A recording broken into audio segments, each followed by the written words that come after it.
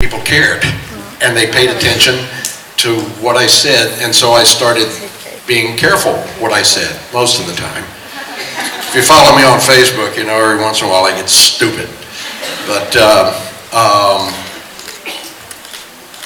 so I've been able to take that and really do some good, I think. I know Misha has gone just stratospheric with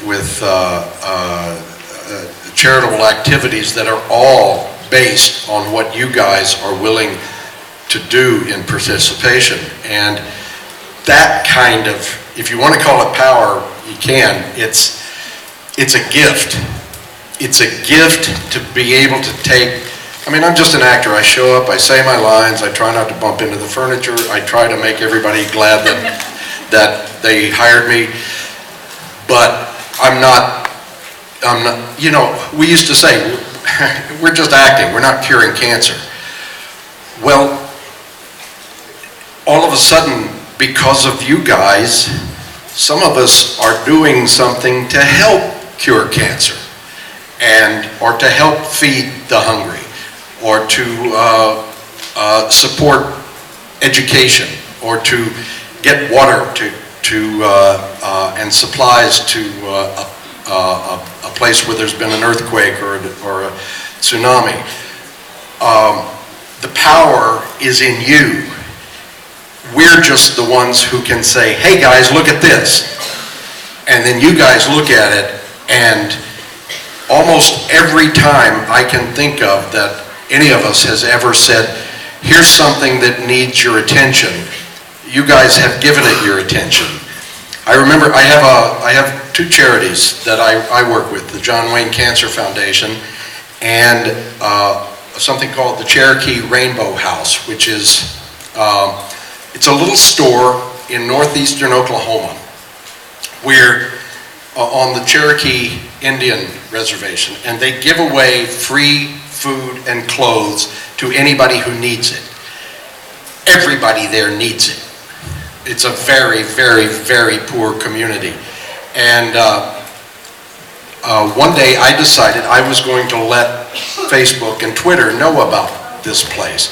And a few hours later, I got an email from the chief elder of the tribe who said, what is going on?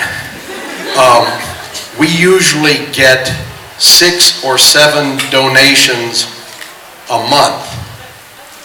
And I opened the computer in the office this morning, and there were thousands of dollars in donations. And they gave blankets and clothes and food to people who were starving and freezing in a very, very hard winter. All because I brought your attention to something on Twitter. Well, that's pretty cool power, if you want to call it power. But the real power is you guys, because all I can do is say something. You guys do it. So, and I will tell you from the bottom of my heart, for every one of you who has ever participated in any charitable activity, whether it be one of mine or Misha's or Jared's and Jensen's, thank you from the bottom of my heart. I very much appreciate it.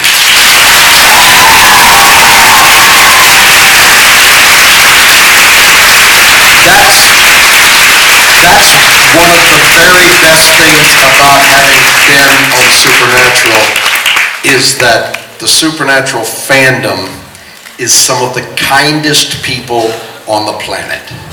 And I am very appreciative.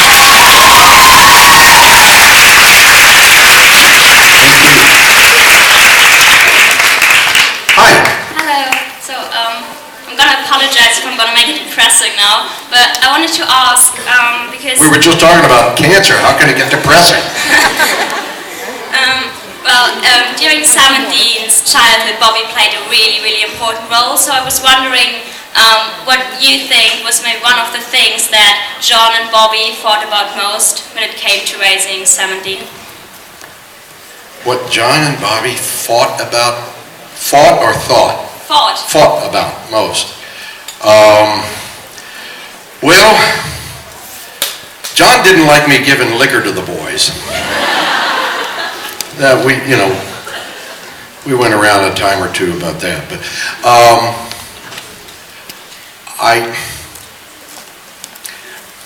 it's an interesting question that I haven't given much thought to before today. I would say that probably Bobby and John fought a little over Bobby thinking that John was putting too high a percentage of his energies into hunting and the family business and not enough into the love and support that the boys needed growing up.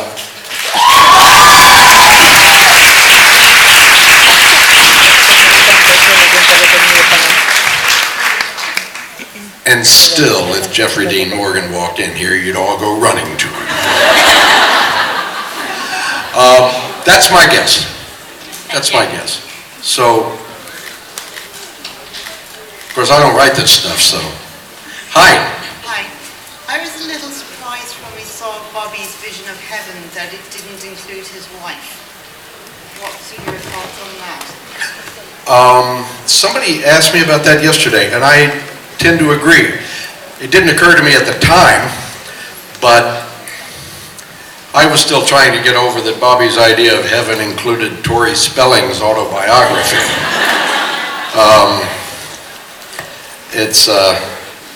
I guess they got to try and make the character funny.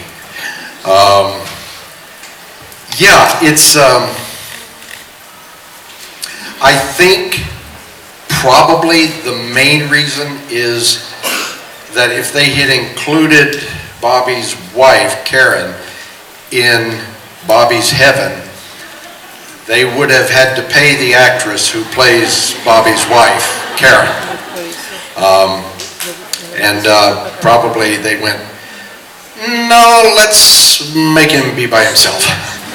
Not to mention they would have had to have written a few extra pages of dialogue, and sometimes they take the most practical route and hope that nobody asks that question.